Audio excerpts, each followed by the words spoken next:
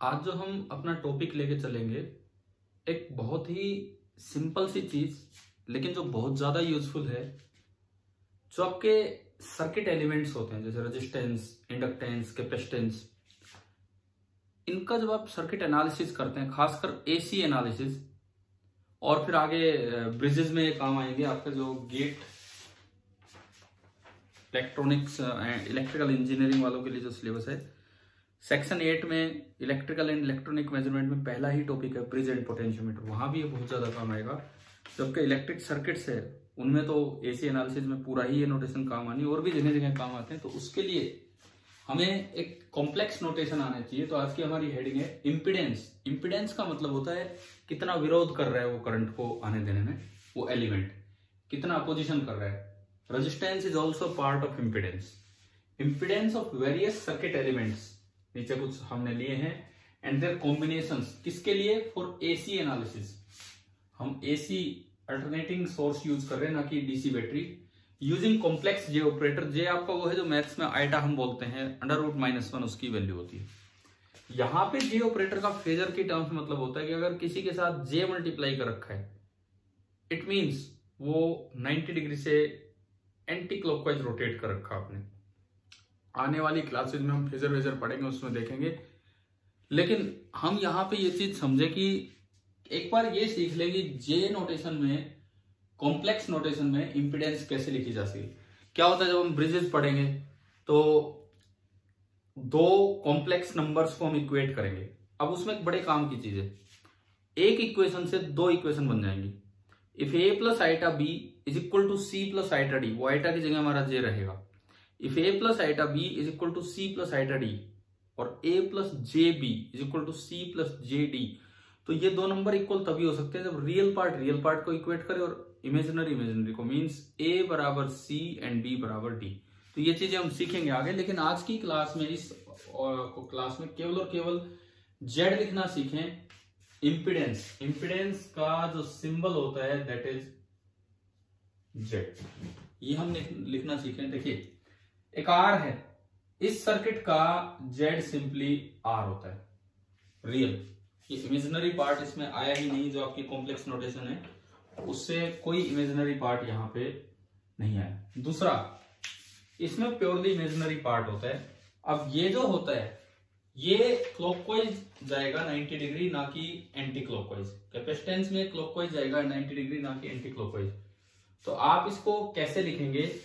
इसको यूं याद कीजिए, Z is equal to 1 J and omega and C, where omega is the source angular frequency। जो source आपने लगाया है AC सोर्स, देखो यहां कितनी इंपीडेंस है वो इंडिपेंडेंट है ओमेगा से। आप कैसा ही सोर्स लगा लो, इसकी इंपीडेंस R रहनी है, वो सोर्स पे डिपेंड ही नहीं करेगी कि ये कितना अपोजिशन टू करंट कर रहा है। लेकिन यहां ये डिपेंड करेगी, J फेजर के लिए यूज होगा आगे, लेकिन अभी हम सीखें। और आप एक और चीज देखो, अगर मैं ऊपर नीचे J से मल्टीप्लाई कर दूं, अगर मैं ऊपर नीचे J से मल्टीप्लाई कर दूं तो ऊपर तो J बन गया और नीचे J स्क्वायर बनेगा, और J स्क्वायर आपका होता है -1। So it can also be written as -J/ओमेगा/C। इस सर्किट की इंपीडेंस ये है। अगला जो सर्किट है उसकी जो इंपीडेंस होगी दैट विल बी J/ओमेगा/L, यानी कि ये कितना अपोज करेगा करंट को, वो इस बात पे डिपेंड करेगा कि आपकी एंगुलर फ्रीक्वेंसी कितनी है। अगर एंगुलर फ्रीक्वेंसी ज्यादा है तो अपोजिशन ज्यादा होगा, यहाँ एंगुलर फ्रीक्वेंसी ज्यादा है तो अपोजिशन कम होगा। यहाँ एंगुलर फ्रीक्वेंसी ऑफ सोर्स पे अपोजिशन डिपेंड ही नहीं कर रहा। तो सबसे पहले तो हम ये तीन चीजें सीखें कि R का जेड R ही होता है, C का होता है 1/J/ओमेगा/C या -J/ओमेगा/C, और L का होता है J/ओमेगा/L, वेयर J द ऑपरेटर, -1 √-1। अब इधर आओ, सीरीज कॉम्बिनेशन में आप जेड सीधा लिख सकते हो, दोनों को सीधा ऐड करके। तो यहां जेड बनेगा R प्लस, लेकिन फेजर का ध्यान रखना है, J का ध्यान रखना है, R प्लस 1/J/ओमेगा/C, ये जो इसका है।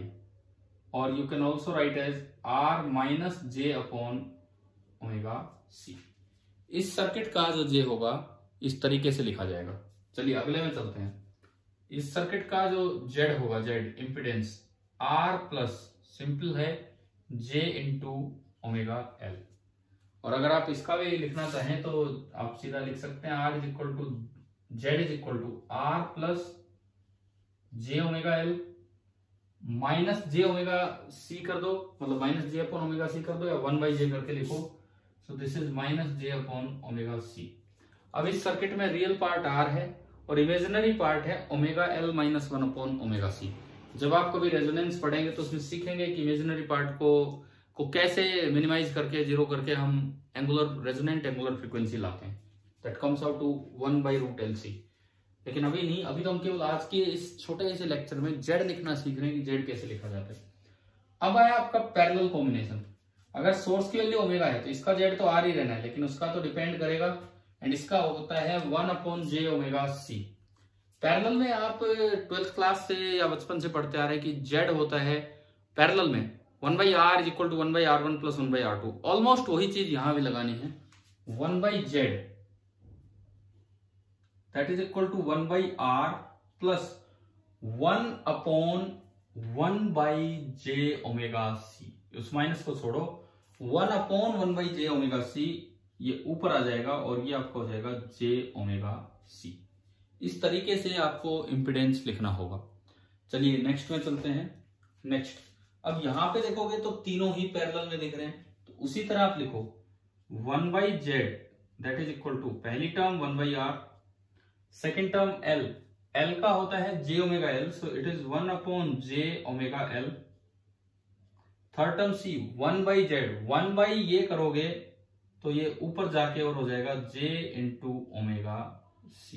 मुझे लग रहा है कि आपको शायद लिखना आ रहा है कि किस तरह से हम ये इंपिडेंस लिख पा रहे हैं इन सर्किट्स की।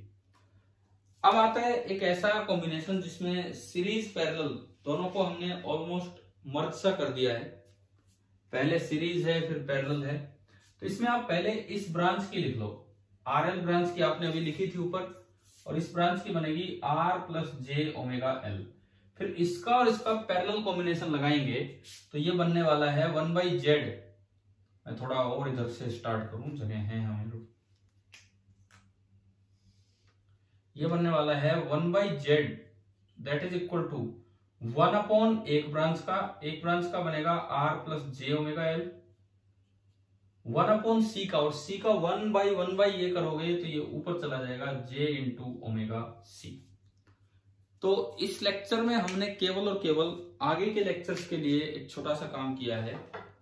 बहुत ज्यादा डेप्थ में जाए बिना हमने इन शॉर्ट ये सीख लिया कि कोई भी RLC का कोई भी कॉम्बिनेशन आ जाए, किस तरह AC एनालिसिस के लिए आपको इंपिडेंस लिखना आना चाहिए कि वो सर्किट को अपोज कितना करेगा। केवल R है Z बराबर R, केवल C है 1/j ओमेगा C, या माइनस j भी ये भी लिख सकते हो, और केवल L है तो J omega L। This is resistance, this is capacitance, this is inductance. फिर मैं कुछ सीरीज कॉम्बिनेशन पे गया, सीधा जोड़ो इसका क्या है और इसका क्या है, वेक्टर नोटेशन मतलब J ऑपरेटर के साथ।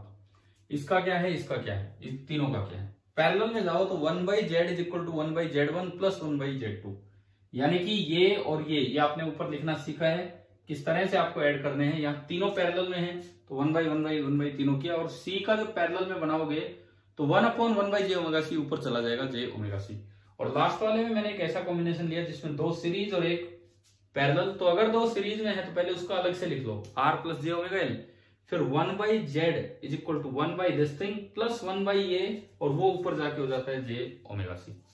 तो शायद आपको ये Z मींस इंपिडेंस कितना होता है किसी भी सर्किट का फॉर AC एनालिसिस, ये तीनों एलिमेंट्स के लिए लिखना आ गया है। इसका बहुत अच्छा सा यूज आगे होगा, सर्किट थ्योरी में भी यूज होगा, और जो मेजरमेंट वाला पार्ट है आपके सिलेबस का उसमें भी यूज होगा। इलेक्ट्रिक सर्किट सेक्शन 2 है गेट EE सिलेबस का, इलेक्ट्रिकल इंजीनियरिंग वाले सिलेबस का, और जो सेक्शन 8 है इलेक्ट्रिकल एंड इलेक्ट्रॉनिक मेजरमेंट, उसमें ब्रिजेस स्टार्ट होंगे तो वहां भी ये पूरा याद होगा। ठीक है, पढ़ते रहिए और इसको अच्छे से याद कर लीजिए क्योंकि ये तो बहुत इंपॉर्टेंट चीज है। Thank you.